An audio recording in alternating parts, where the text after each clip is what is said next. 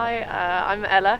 I am 27 and attempting this year to become the first person to solo circumnavigate the Arctic Circle.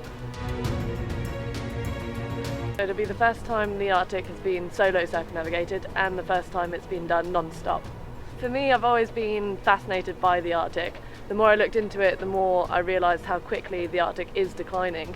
One of the things that's happening at the moment with the Arctic becoming more and more accessible is that more shipping traffic is moving into the Arctic, which exacerbates the problem of the ice decline. Container ships are moving up into the Arctic, as are cruising ships, and the more accessible the Arctic becomes, the more oil and gas drilling is moving into the area as well.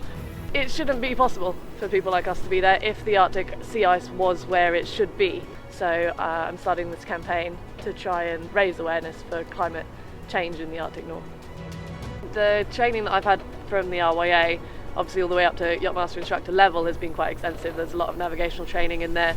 My trainers that I've had have been very supportive about the journey, and I've learned loads from the instructors that have taught me. As an instructor myself, being able to manage a team, certainly of competent crews or people that have never been on a boat before, learning how to look after 5 other people at sea safely has given me a lot of confidence in knowing I can manage myself and my own skill set.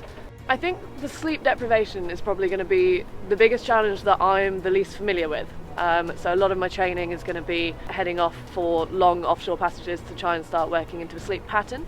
There'll be areas pushing through pack ice, for example, where I won't necessarily be able to maintain a regular sleeping pattern, and I think that's probably going to be psychologically one of the bigger challenges.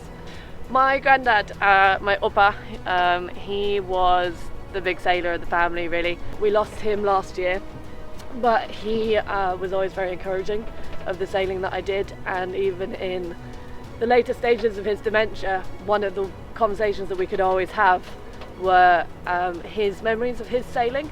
So, I could get out one of his photo albums of his Polaroids and he'd be able to tell me about the boats he had in the Bahamas or in the Amazon or crossing the Bay of Biscay, and that was a connection that lasted us right until the very end. I think he'd just be so proud and supportive. He would probably be nervous, just like my parents are, but he would be the one person that would stand behind me and say, go get it.